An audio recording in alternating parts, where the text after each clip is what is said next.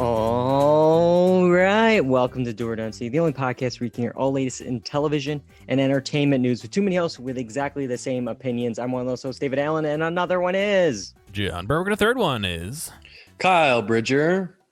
I'm going to start with you tonight, Dave, and I'm going to say that you are the Kenan to John's Nomad to Can you smell what the Rock is cooking? I'm the Rock. Yeah, I got that one. I was gonna say they mentioned that in the Young Rock episode, which we'll talk about later tonight. And I gotta say my famous catchphrase, and they don't even say it. Was that the joke? Was the joke on us that because he's like, oh, can you tell what the Rock is doing? And it's like, that's not it. That's not it, Dwayne. Come on. But yes, we will talk about Young Rock. We'll talk about Kenan, and we'll talk about Nomadland. A lot to do tonight. We gotta jump into the podcast. There's a first segment. I don't remember it. John, what is it? in and out points.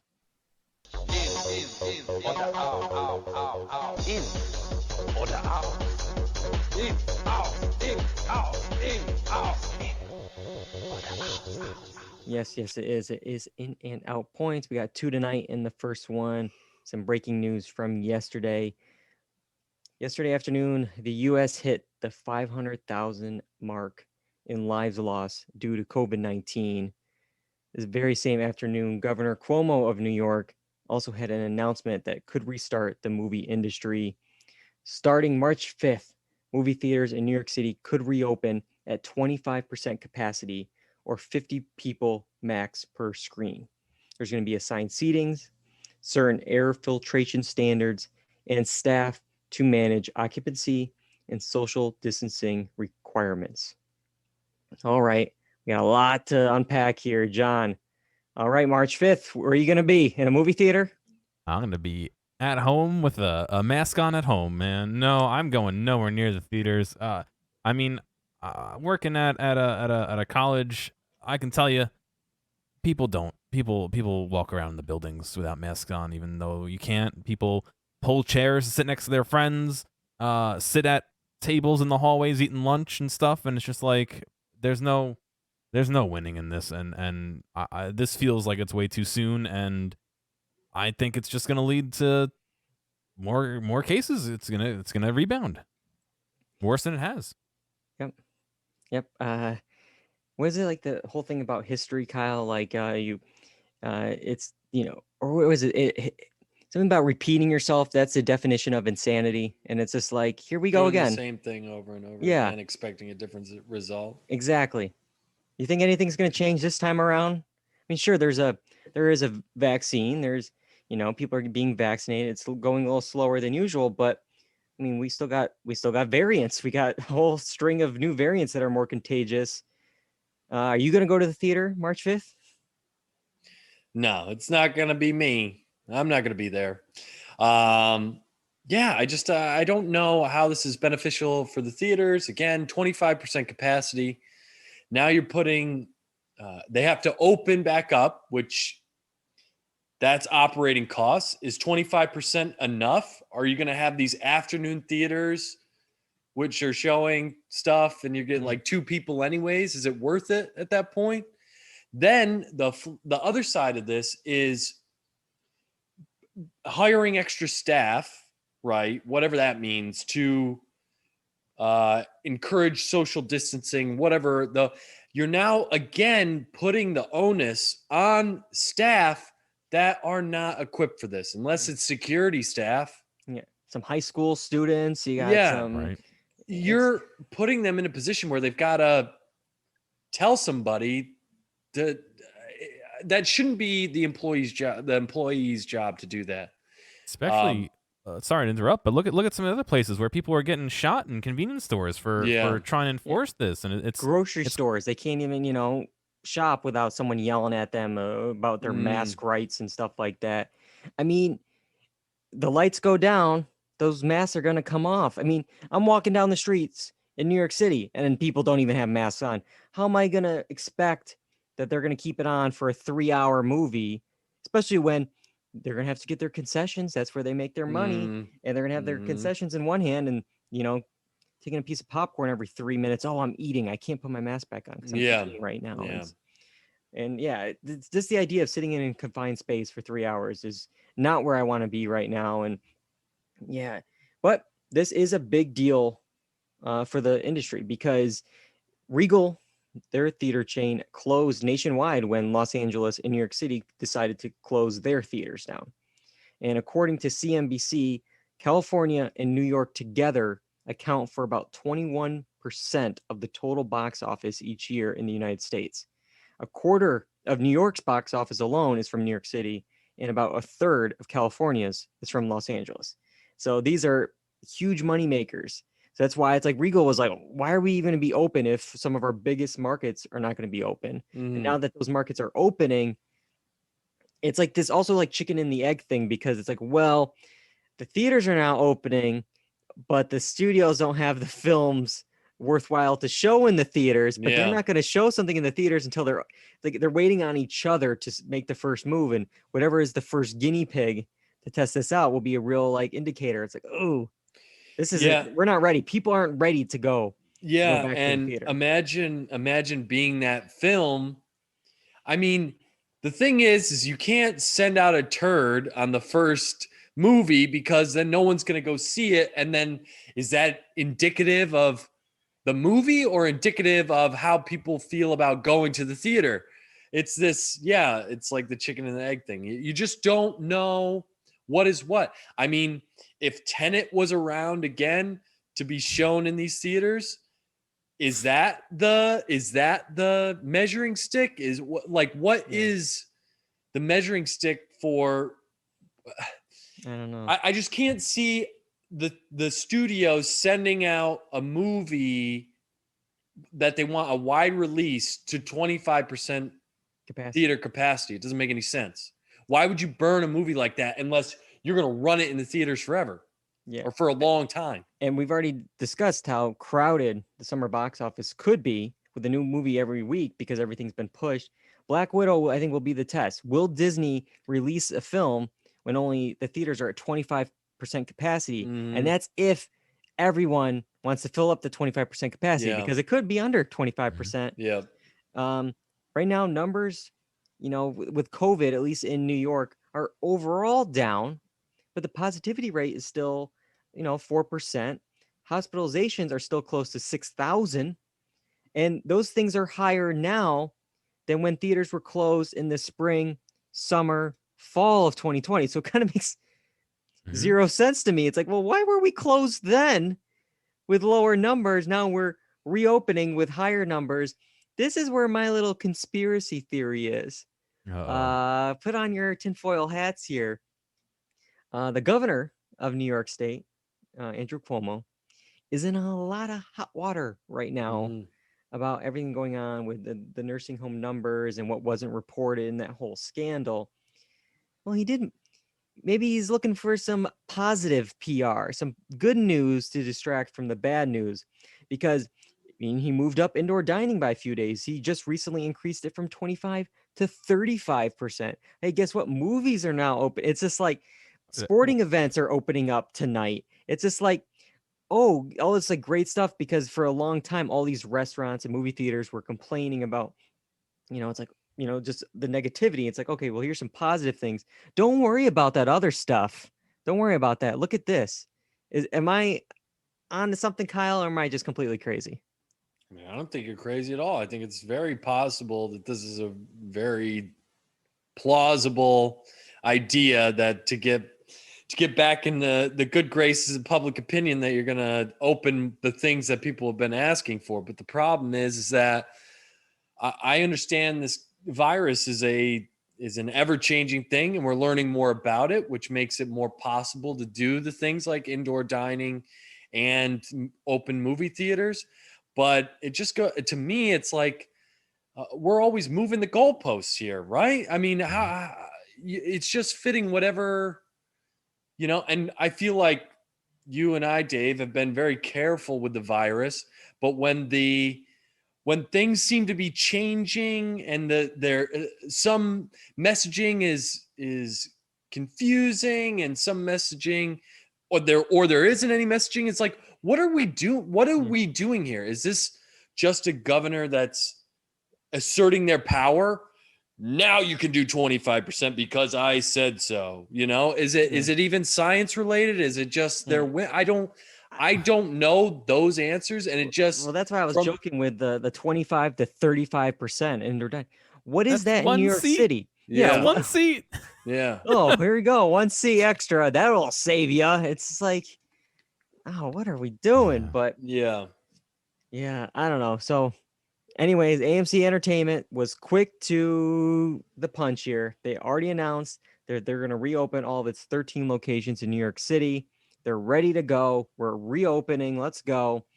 And the NATO New York president, for theater owners, he already wants more. He said, quote, "With New York City reopening, the studios will hopefully have more confidence to keep their release dates as planned, which is a huge step in the process of recovery for the entire exhibition industry." He also said that the 25% is problematic for many chains, and NATO is asking the governor's office to increase it in luxury recliner seated auditoriums from 25 to 50% in the city. Those are the theaters that have had capacities drastically reduced by virtue of the larger seating. So like those, whatever, Alamo or iPic or those kind of bigger theaters, he's saying, well, we got to get the capacity even more because. But isn't that even more problematic, because that's where people are eating and drinking a lot. Sure. So we would like more because that's how we make more money. Exactly. It's all about money, and money is going to be down. I mean, reduced capacity. Boom. It's going to be less ticket sales, less concession sales. There's going to be a cost for PPE and cleaning and all the extra stuff in between showings. Plus, we got three entertainment guys here, a pretty scared public to go sit in a auditorium. So it's like you have less customers willing to do it. It's going to be down. And I don't know what the answer is. I don't know if there is an answer, but I just feel like to do these half measures all the time, just putting one step in, it's like, well, maybe we should, not, in the beginning, knock this thing out and then get back to full force. But it's just, I feel like, let's just test the waters. Oh, 25 is too much. Okay. 10%. No, 0. 25%. No, 0. It's just like, what are we? Yeah. Back and forth. And each time it opens, it costs them more and more money. Yeah. I love comments like the whatever that guy said, the theater guy said, is because it's just like, I don't know what we're doing. I don't know why they think 25% is this magic amazing number. Thing. It's like, that isn't even close to like keeping profit margin. It's just like, okay, it's hopeful, but how is this helping anyone? I mean, just the operating costs. I don't know. Yeah, to literally have the lights on. Yeah, the lights on, hire the workers, the PPE. How does this function? And then the food and the concessions. I know they pick up the price, but that still costs money. I don't know why this is like seen as like a bastion of like, oh my God, this is fantastic. Because to me, it looks like still it's going to cost you money. And from what we can tell, that's going to be through the summer. Yeah. Looks like because the worst this of both vaccine, worlds. Yeah, the vaccine is going to roll out fast enough. So I don't know what the thought process is here. Didn't we talk when Nolan kind of screwed up everything with forcing them to release Tenet, which kept theaters open, that if they didn't open their theaters, they would have gotten funding because they were closed. But by opening, even at a reduced capacity, they lost out on that funding. So that means they had to pay the rent and all the other stuff with that. But when they were closed, they were actually saving money. I'm just trying to break it down here. Yeah. How big would you say a New York City theater is? 200 seats? It really depends, because it's like those chains could be 200, for the large auditoriums. But then there's, you got the small theaters. I've been in theaters in New York, even at an AMC that was like about 16 to 20 seats. Like, Mm-hmm. If there were recliner seats and the groups of Yeah. twos, and that's they shoved at the end of the hall, so it's nice and small, just filling up every available seat. Yeah. Mm-hmm. I'm just thinking, Yeah. if you have a 200 seat theater, 25% is 50 people. Yeah, at the most. I just don't see at what are they going to raise ticket prices? Yeah. Well, I don't know how this is probably viable. with all this extra cleaning and stuff they have to do. Maybe. I did. But see, then again, that's sorry, I keep going back. Okay. That's a measure against doing the thing. I'm gonna have to pay more to see a movie I probably don't want to watch in a time that I don't want to be. Yeah, imagine in an risking your space. life for whatever movie that's coming out on March 5th. Some, just terrible garbage movie. That's the last thing you like gonna risk your life for. But and especially with the slate of movies that have come out so far, I'm like, I don't want to watch these in the theater. I'm glad I was able to watch them from home. Quebec is actually doing something a little different though. They're going to reopen on Friday, but they're going to be at 50% capacity. However, masks are required during the entire screening, and concessions cannot be sold. So I don't know if up there they have just different rules because a lot of theaters make their money off of concessions. I don't know if they worked out something with percentages. Maybe they can get some of the ticket sales. I think that's what we need to do here. Movie theaters should be like, movie studios. Oh, if you want these theaters open, you're gonna have to maybe cut your ticket percentage there to allow it, because maybe concessions shouldn't be an option, so you can have your mask on the entire time and watch the movie. I think that'd be a bit safer than taking it off and just eating popcorn for 3 hours. Yeah, but I think the problem with that is it goes back to, I mean, this whole thing is so convoluted, because if the movie theaters say, "Hey, can you cut us in?" then the studios could go, "We don't really need you at all, and we'll go out and do it on our own." But then you have the agents and the reps for the actors being like, "Hey, we negotiated the money for the box office. Why would you do that to us?" And then it's like, they're all eating from the same pie, and they all want the entire pie. It's like, this is impossible. You got to work together. Okay. And movie theaters they're on the way out. Like they are at the whim of everything. The governor, the actors, the agents, the studios, they have no power. So it would be lovely for them to be like, "Hey, cut us in." And then the studio being like, "Hey, that's funny. We're just going to put it on our streaming service." Yeah. I agree with everything that you're saying. I don't know what the answer is. I'll just leave this with one quote. We kind of have already said it, but senior entertainment writer for Eprox tweeted, "After almost a year, I don't understand why we still do this to ourselves. Numbers finally start looking a little better in New York City, so let's make them go right back up. Between this and indoor dining, it's pure insanity."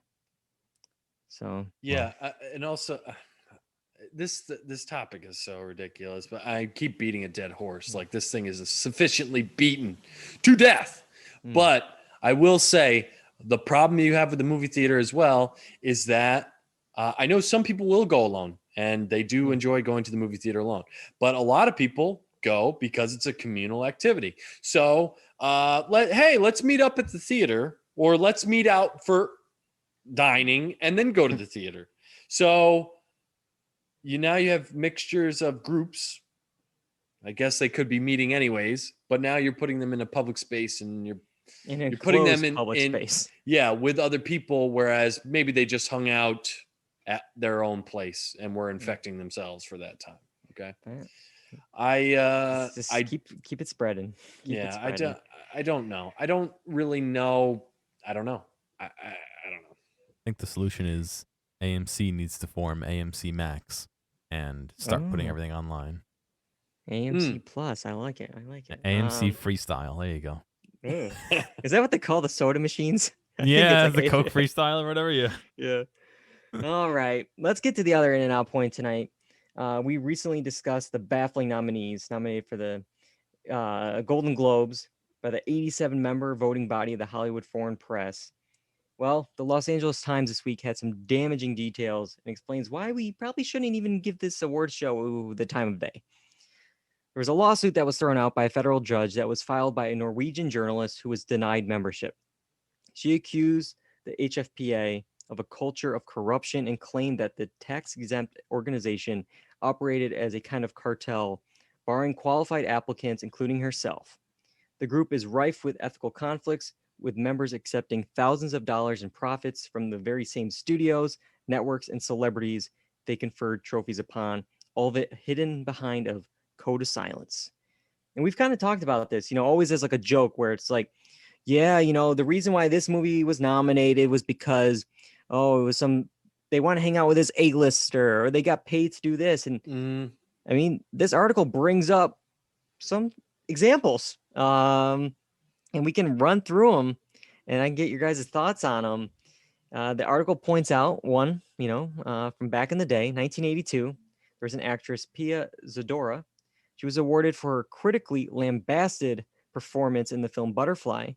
Well, weeks before voting, the members had been flown out to her husband's Las Vegas casino for just, for a weekend out, just having a good old time at the casino. And then, oh, look at this.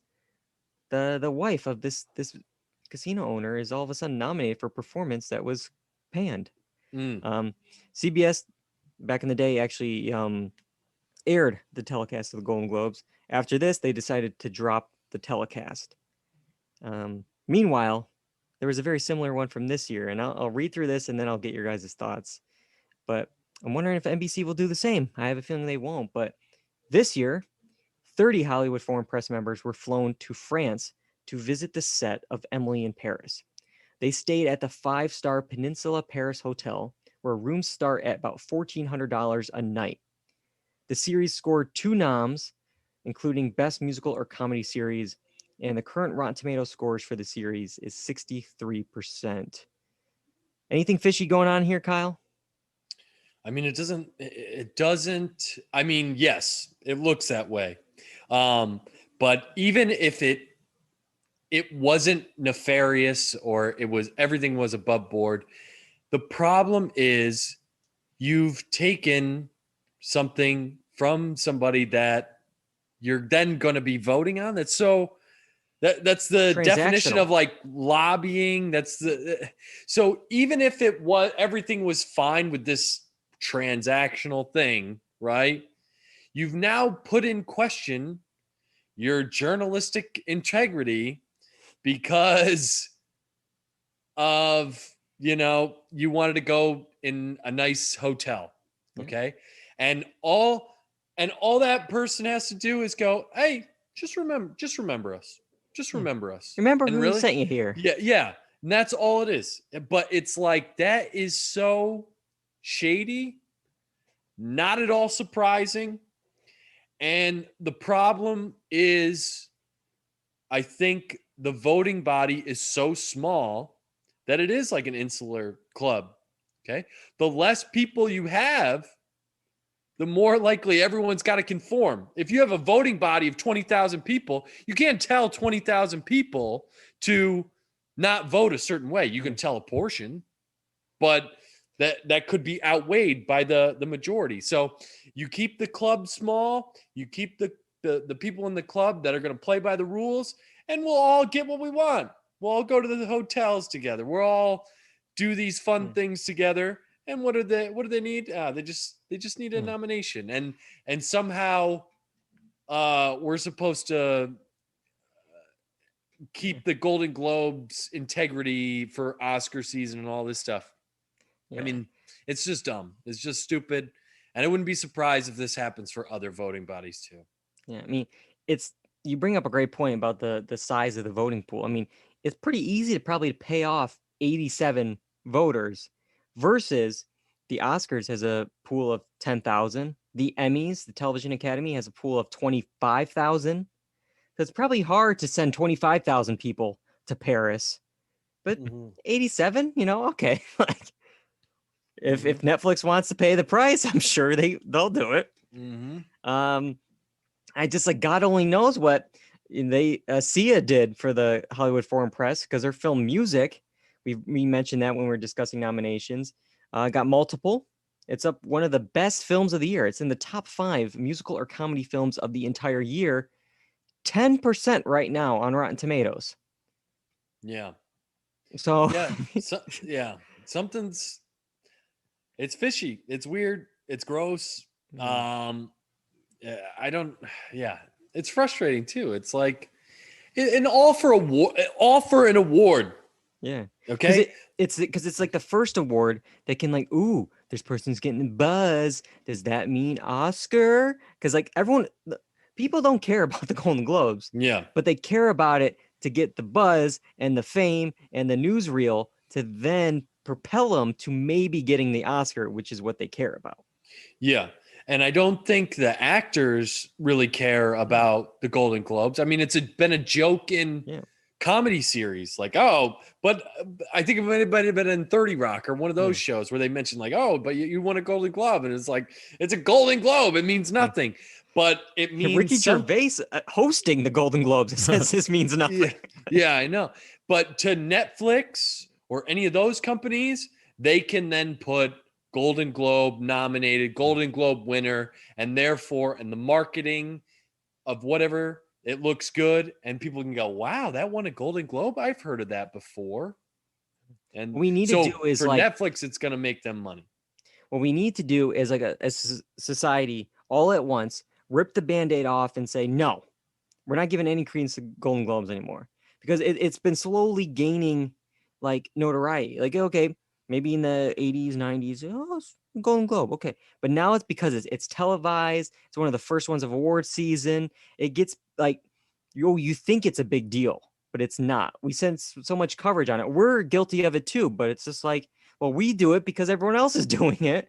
So if we all did it together and said, no, we're done, no more, then, because an AFI award, a Critics' Choice Award, those mean more, but they don't put that on a poster or on a reel because nobody really knows. Oh, what is that? Who's voting on that? Golden Globes? Oh, I saw that on TV. That's important. Yeah. But yeah, I'm gonna read through some other questionable things because it was interesting. I remembered like one issue and I was like, oh, let me look for it. And then as I was looking for that one, I found more. I remember like there was this whole thing it was 2 years ago with Taron Egerton, who invited a lot of the voters to his like birthday party. He was up for Rocket Man, and guess who was there performing at his birthday party? Elton John. So it's like, oh, you got an Elton John concert out of the deal, private concert. And didn't Elton John go to did he go to the Golden Globes? Yeah. Did he go? Yeah. Because I think he won because again, yeah, the Globes are like, hey, I went to your concert. You're free friend, Yeah. But here's a list I found here. 1999, the Hollywood Foreign Press was forced to return $400 watches. USA Film was trying to get some gold for The Muse. In 2016, they were also asked to return 2 bottles of Tom Ford's signature colognes during a Nocturnal Animals for Your Consideration campaign. Those retail for about hundreds of dollars each. And then in 2019, Hollywood Foreign Press was given expensive dark chocolates, a coffee table book, a signed poster, all this stuff for Roma, the Netflix film, again, trying to get some awards attention for that. So it's just like there's just a list of on and on of just all these different things that they were given, sometimes forced to return, because again, like you're not supposed to be getting these things, but I guess it's kind of hard to return a trip to Paris, like you can't really return it. But yeah, dude, it's shady. I mean, even if you aren't going to be swayed by swag, the thought is there. The optics are bad. It just looks and smells and feels bad. Yeah. And this is a whole other issue that we could really dive into. But in this article, and that the Hollywood Reporter pointed out that of these 87 members, according to the Hollywood Reporter, there are 0 Black journalists, which may explain the lack of several Black-led Oscar contenders, which we talked about. The Five Bloods, Ma Rainey's Black Bottom, Judas and the Black Messiah. A lot of critics love for them, but really missing at the Golden Globes. And then the one series that a lot of people were scratching their heads with, you included, Kyle, I May Destroy You, not nominated. at the Golden Globes this year, and I don't know if there's any kind of correlation there between those numbers in the voting body and the amount of nominees we had. So, I don't know. Well, if the voting body isn't indicative of the population of the world, I mean, then you're not going to showcase movies and TV shows that should be nominated, or at least put in consideration. All right. Well, speaking of Golden Globes, the next thing we're talking about has received 4 Golden Globe nominations, including Best Picture, Motion Drama. Let's talk about it. In order to do it, we have to go back. So, guys, send us back. We're back, baby.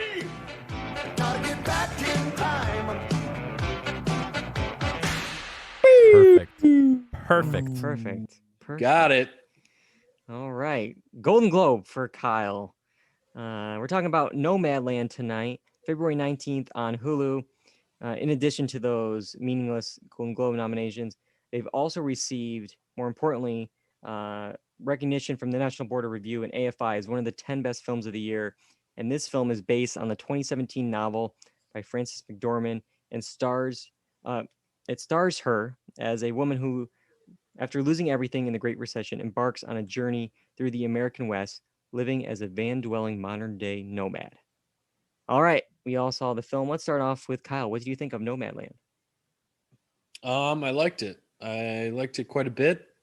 For me, this movie all comes down to one main thing that really got me was the cinematography. The shots, the landscapes, the framing of subjects. Between the landscapes and the up close visual of the performances are really what kind of makes this movie. And her performance is fantastic. So between the performance and the cinematography, you really have something. If you like watching film, it's a good watch. It's slow and dramatic, but you got to be prepared for that. But I think it's a really well done film, slice of life story. You really put into this community. You get the sense of community and the sense of how she's feeling in that community. But overall, I like it a lot. And the cinematography and the performances are the best thing about this movie. Yeah, I agree. For me, like everything, I kept coming back to the word real. Everything felt real. The people, the places, like Frances McDormand almost reminded me, for a lack of a better term, almost as like a Borat character, as because she's almost like I felt like she infiltrated this world and just among these real people, and maybe some of them were real. I don't know, but everyone felt like a natural. Like everyone she just melted into that world alongside these people, and all the places she went to, even on a small screen. I would love to have seen this on a big screen, but even on the small screen, you could tell where they were. Like it's just, all these films nowadays, all these superhero films, like, oh, that's a CGI studio. But this is like, no, we were there. The color palette, the fog of the environment, everything just felt natural. You felt the vastness. You felt when she was cold, like it just worked, I thought, with how everything was set up with the colors and the composition.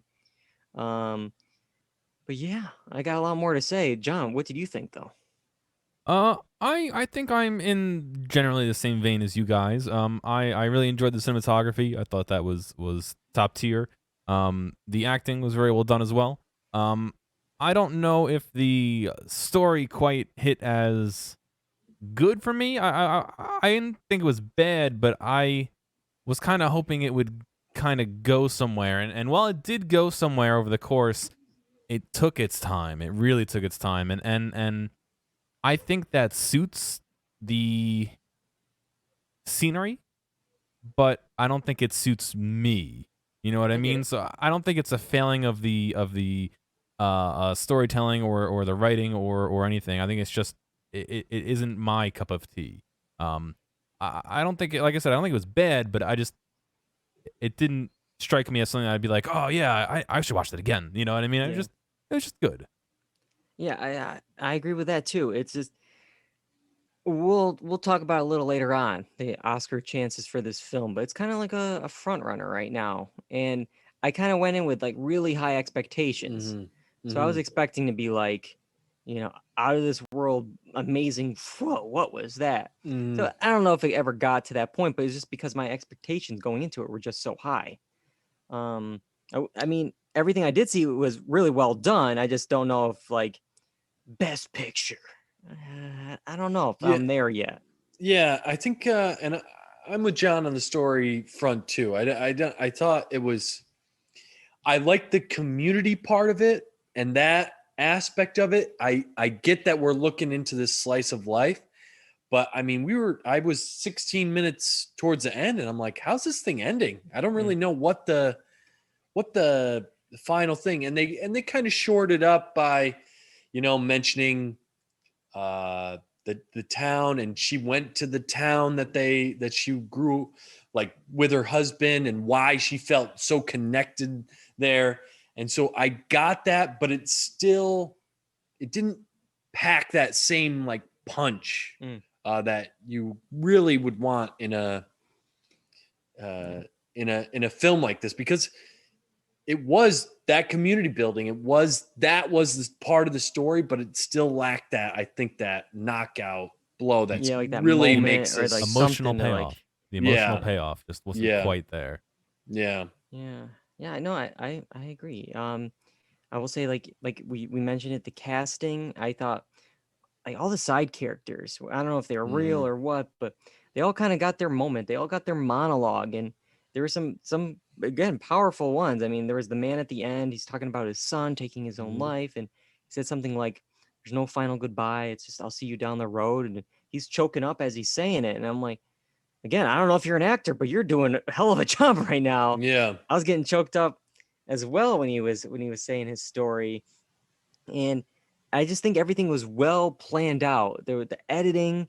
There was points where I don't know what this means. I don't have my film scholar hat on, but like they're talking about their, husbands being in love, and somebody mentions the ring on her finger. The ring is a circle that never ends. Immediately, it cuts to her opening a can of soup, and it's going in a circle, and she's opening it up for the new man in her life. So like, I don't, is there something there with the circle and it never ends? And then there's a point where just like a funny kind of cut moment where they're feeding the chickens outside, and one's like, look at those feathers, they're beautiful. Immediately cuts to bird at dinner. They're taking apart the bird. So it was well thought out, well planned. But yeah, I think it was missing a little something to really push it over the edge for me. And that's not denying that this No. film is well made, well done, especially with what's come out. I just think as far as the story goes, it needed a little something extra there. Yeah, and as I mentioned, it is a Oscar contender right now, possibly the current front runner.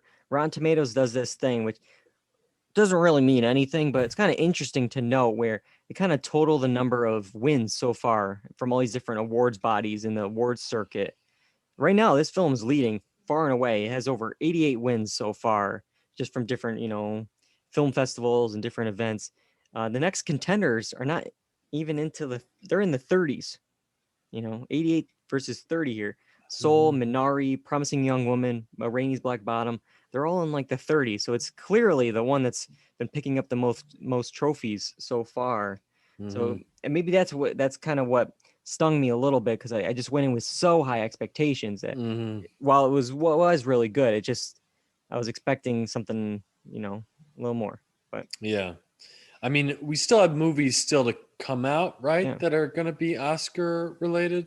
Yeah, I think a couple. I think the cutoff it might be the end of February this year. Normally, I think it's like technically like the end of the year.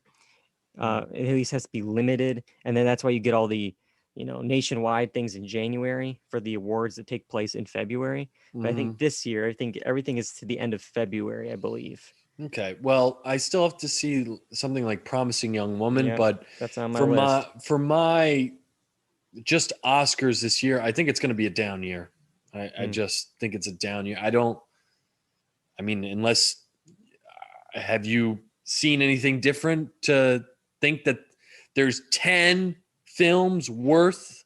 For me, I feel like every year, even like last year, there's a lot of good films and like two that are just like last year for me. Uncut Gems was one of my favorite films, and of course, it didn't get the recognition it got. But Yeah. But then there was Parasite. So those were my two like ones, and of course, Parasite did so well, so I was happy. But the rest of it was like, okay, like I don't know. Yeah. The two that I'm really looking forward to seeing is the ones that I'm hearing such great things about: Minari and Promising Young Woman. Those are the ones I'm hearing great things. But we'll see. We'll see. I made a joke that everything feels real in this film. They're not the CGI backgrounds of superhero films. I was looked up this director real quick here. She did Nomadland, obviously. Her next film, Eternals. That's the next Marvel like superhero franchise film, which I just think she's going from this to that. Like that's 180. two different worlds there, but gotta pay. I guess you gotta pay the bills. This would be the artist one, and the other one's just to pay the bill. I'll do your Marvel movie. Tell me what studio to go to and what After Effects or whatever program you use. Yeah. Well, we'll wait and see if it picks up any Golden Globes this weekend and any Oscar nominations coming up. But let's see here. We got two shows still to talk about. We have two series premieres on NBC, two comedies with two larger than life characters. First one is Kenan, the series premiere. The pilot episode aired 1 week ago tonight. The second episode is probably airing right about now. Kenan Thompson stars as Kenan Williams, a widowed father of two girls and the host of a morning show. He also gets some help and some trouble from his father-in-law, Rick, and his brother, Gary, played by Don Johnson and Chris Redd, respectively. Let's start off with John this time. What did you think of Kenan? I think it was a little bit of a miss for me. I definitely like Kenan. I like his flexibility in Saturday Night Live. I mean, he's in some large percentage of sketches, and I think his strong point is getting in and out of that moment. Is hitting that one line in the sketch at the right moment to really push it, and then he's kind of in the background again, and he's back in. He's in and out for a lot of them. So in this one, I feel like it's a little too constrained for him. I don't know if that makes sense, but I didn't quite grasp that this was his shining moment. And then on top of that, I just felt a little like it was trying to. I don't want to say like it was trying to use buzzwords because I think we watched. What was the one with the mayor of California that we watched a couple weeks ago? Mr. Mayor. Yeah, Mr. Mayor. Yeah, that was really pushing the buzzwords. This one had a few, and I felt like the kids were a little too aware, and I don't know if the whole dynamic there really balanced out, but it wasn't bad, but it really wasn't anything that I would sit down for another episode for personally. I hear you. Yeah, with Kenan, I feel like with SNL, he's always the go-to, like the face, the reaction and stuff. And I feel like here it's more subdued and like more of the straight man kind of character in the world where he doesn't really get to have his, put his wings out and fly. But Kenan definitely has the charm in this show. He's very charming. And for me, years ago, I will say I wasn't really too impressed with his SNL work. I was always down on it. And then I ended up working on a project with him. And then I got a whole new respect for him and his work ethic. Like seeing him there and where, punching up the lines or, it would work better here. He knows that world. He knows SNL. He knows the sketch world. He knows comedy. He's been in the industry for decades. So I definitely have faith in him. And I'd be interested to see where this show kind of, keeps going if it does. But yeah, it's just okay. It was not bad, not good. It was just okay. It was in the middle. Fine. Kyle? Yeah. I think I was watching it and I'm like, this is fine. And this is fine for just sitting down randomly on a day and popping on Kenan and, And maybe if it comes on again and I happen to be watching TV and it's on, maybe I'll pop it on. Okay. But like you said earlier, I don't think it's appointment viewing. I don't think I'm going to have to wait around unless something changes. It just felt like it has that broadcast network comedy feel to it. Feels safe in some areas. I will say I thought it made me see a side of Kenan that I don't normally see, because I was worried about SNL. Kenan, it's like reaction shot. If you're the main man, you can't just be have reaction shot. You need something else. So I think it allows me to see him in a little bit of a different light, which is good. I'm glad he's finally getting his due. And I think for the most part, this is a better NBC show than some of the things we've seen in the past. So I think it's good. I hope it sticks around. I think it's worth it if you're just scrolling through the TV and you want to watch something. But I don't necessarily think this is something you got to watch every day. No. A couple of the things that didn't work. Don Johnson's character did not work for me.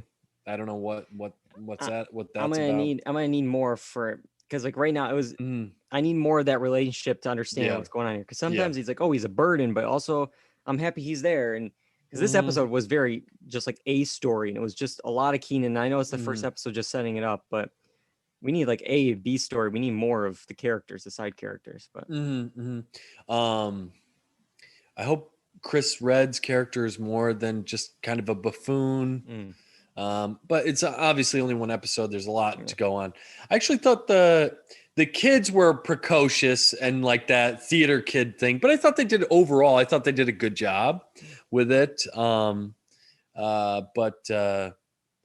Yeah, I don't know. I just think it's okay. I don't think it's worth, tuning in every week. But if you want to check it out, see if you like a storyline, see if there's like an episode that comes out that you've heard is good, I think it's worth it in that respect. Yeah. And for me, it was hard to pin down like the format of the show, because at points it was shot like a multicam, but it was also a single cam show with no laugh track. But except there is a laugh track when it's like the morning show audience. It's and like there's the opening scene where the kids are like in the living room talking with Kenan before school or whatever. And like it's shot in a way where it could be a multicam. We're cutting back between the two and we don't see the fourth wall. We don't see it, and they're cheating to camera and there's no, I'm like, what are we doing? Like, what's what are we trying to be? Are we multicam or a single cam? Are we both? Are we because you certainly have the jokes of the multicam. Sometimes I'm eye rolling a few times here. And I will say there was a couple things that did get me. Chris Redd, I liked him in points here. There was especially the stuff when he's like with like the producer next, behind the scenes. He's the co-anchor on the show is trying to be funny, and he just goes, that sucks. And there was like another point where he's like mimicking the producer with her movements. It's corny stuff, but it got me. The one moment I did laugh out loud for, and I don't know if it's just my dark sense of humor, but like when he's doing his history of importance and he's just going through, it's like, oh, we got our troops and we got our moms stay at home, but also the working moms and 9/11 first responders. Wait, I didn't mean to bring up 9/11. Okay. Just like, but just, there's a couple of things here and there, but yeah, I just don't, I agree with you guys. It's not appointment viewing every week. Do you have to tune in at 8:00 or whatever, Tuesday nights to watch? It's just, but, one last question before we go. What was that thing at the end? So we see a clip from the show that he made with his wife back in the day. That's where he met his wife. Kenan met his wife on some sitcom that they shot way back in the day. We're seeing a clip from it. So she played his mom in the sketch show? Yeah. That was weird. Yeah. That was weird. Especially to show it to your kids like that. Yeah. What's going on here? Like, I don't know. In fact, like, what is the age difference? Like, were they supposed to be at the same age when they met in the show? Like, why couldn't they just be a married couple? Like, I guess that wasn't the show, but it's funny because earlier in the episode, Kenan is telling a story to his daughters about his wife, and the story is not like appropriate at all. It's like he said like something about tucking, and is like, well, tuck means something else. And it's like, wait, is this something you tell your kids? Like, this doesn't seem right, but whatever. Ted Mosby didn't say any of that on How I Met Your Mother. But yeah. all right, well, that's Kenan. Let's go to the other one on NBC Tuesday nights. It was the pilot episode of Young Rock, also aired February 16th. And this NBC sitcom is based upon the life of professional wrestler and actor Dwayne "The Rock" Johnson. And the pilot episode features 4 time periods: 1982, 1987, 1990, and 2032. So we got 4 rocks for the price of 1. Oh. Kyle, what do you think of Young Rock? It's very similar to Kenan. Very, very similar in a lot of ways. I just thought it was okay. I actually enjoyed parts of it. The Rock is an interesting dude. Yeah. Okay. And I'm sure he has a lot of stories. I know he told one story on like late night that was very interesting. So he's led an interesting life. This almost feels like they took a documentary of his life and made it a comedy kind of thing, and just takes little parts. But it is interesting the way that they're doing it with the different ages. My question is, what's the through line for all of these? Because it just felt disjointed. Is it going to be like an overarching theme for the episode, like my dad taught me values, and then we see values in this, values in that, value, or like what is the thing keeping this all together? Is it just we know it's The Rock, and then that what we just learn about his life? But I feel like there needs to be more. Yeah, we need to connect these better. The first episode didn't really connect the 3 time periods, really. Like, it'd be one thing if because each episode, I'm going to guess how it's formatted, because The Rock's not going to be in every episode. He's just not. He's not doing this. But I bet he's going to be like the narrator of the show, and every episode's going to be framed in the fact that he's doing this like interview for his 2032 presidential run, and he's going to say a story, and it's going to be like, whatever. What was a time that you felt you had to deal with leadership or whatever? And then, and like we get maybe 3 stories on leadership. That's what I think it should be. And that's what I think was missing in the pilot, where these were just 3 separate stories that were maybe loosely connected. But I feel like moving forward, you're going to have to connect these better, especially if you're going to do so many in a half hour, because This Is Us does multiple timelines in an hour. They do jumping around each different group, but we got 4 in 22 minutes. There's a lot going on in this. And I don't know if each episode is going to be, okay, this week it's 1982 Rock. This week we'll do 1990 Rock, because it's a lot to connect 4 different things in every episode. But before I keep going further down that hole, John, what do you think of Young Rock? Oh man, I am like super polarized in this one. The current or future day stuff in 2032, I absolutely did not like it one bit. He's supposed to be almost 80. He looks exactly the same. 2038, he's gonna be 80 or 79 or something. Really? He's 40 something now. He's 48 now. No, that's only 80. Wait, hey man, he's 48 now. 2030. Oh, I'm dumb. I was thinking it was 2000. Wow, I did the math really wrong. Okay, I always do that too. Okay, that's okay. All right, he looks more like he's 60 than 80. Okay, never mind. But still, it's okay. I did not like the sort of current future part. Yeah. I didn't care for the I'm old. Yeah, I know. I didn't care for the reporter at all, and the premise of interviewing him and all that, and him being like on the campaign trail. I almost could have done without that. I almost probably would have preferred him just being in a black room with a spotlight on him, telling the tale or whatever. In contrast to that, I think I really liked the Young Rock sections. When he was talking with the stories, and you get a peek into some of the lives and the chunk of life of each of those, which I know we're going to expand upon. But you see when he's a young kid and he meets all his dad's wrestling buddies who are super famous wrestlers. And you see him in high school when he's struggling with his appearance, and how coming from what his dad said about you have to kind of play the part, and how he's trying to play this strong man and be popular when maybe he is unable to. And the most current future when he's on I believe it's a football team, is it?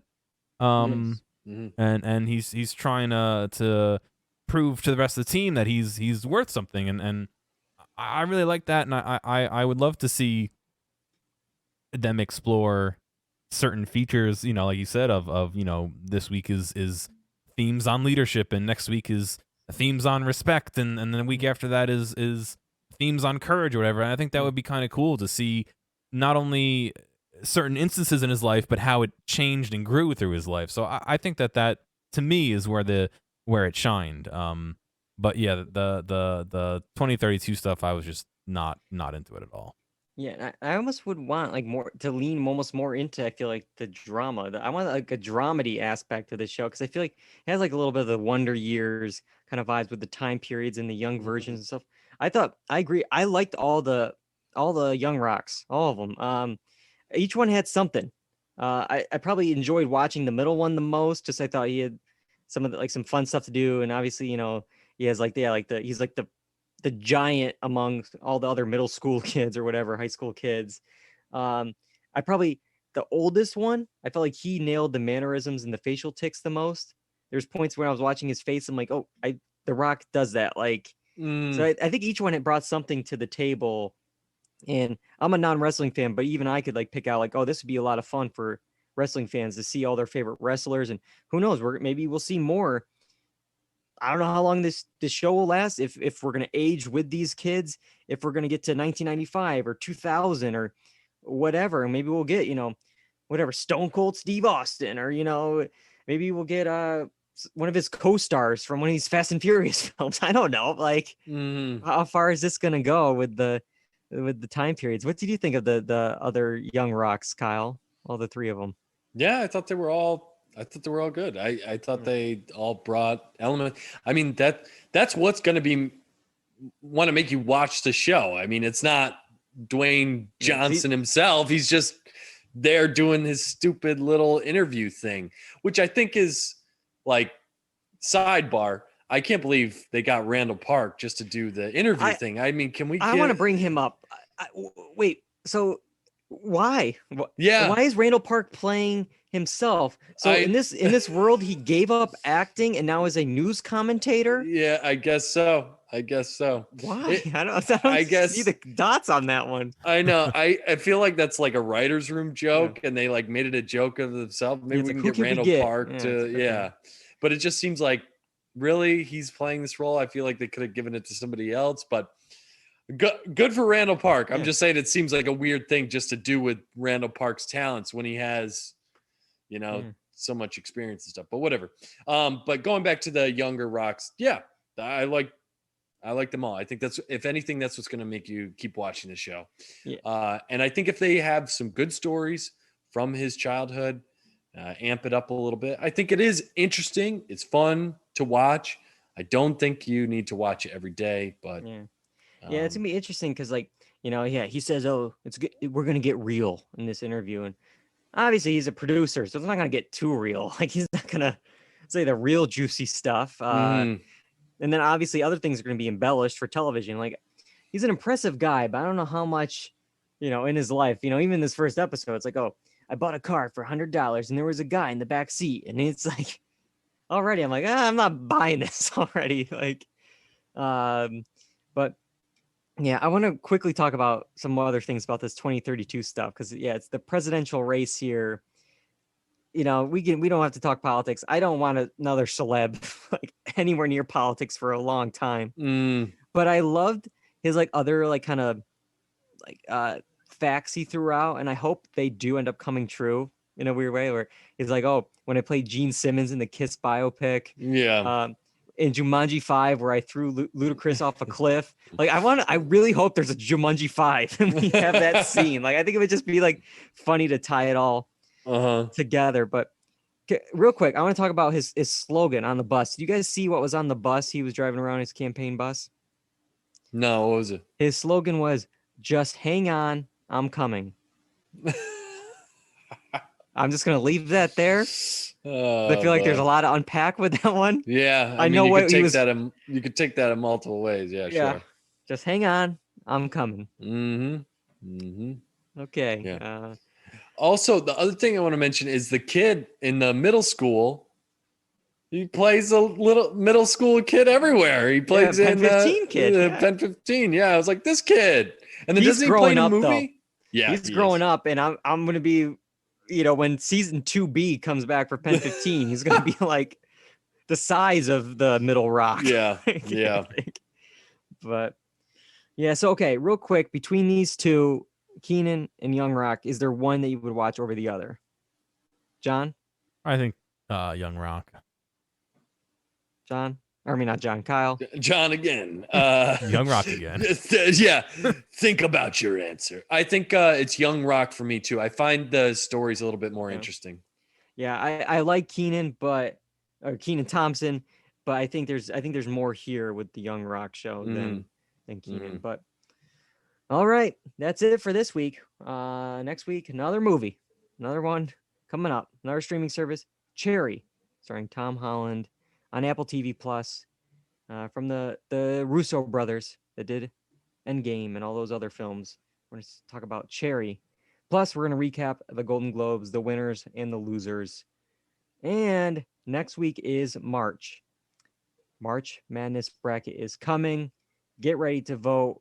What is your favorite film franchise? The seeds have been created. The voting will be up March 1st. Make sure you're following us on social media to vote. The way you're saying it is like they're going to die if they don't. We Just do hang on. have brackets. Just hang on. It's coming, guys. Just hang on. It's coming. Okay. Facebook, Twitter, Instagram, @Dual Redundancy. And you can find episodes of the podcast on YouTube, iTunes, Spotify, the blog, dualredundancy.com. And of course, Twitch. We're live Tuesday nights on Twitch, twitch.tv/Dual Redundancy, 8 p.m. Eastern. Join us then. All right.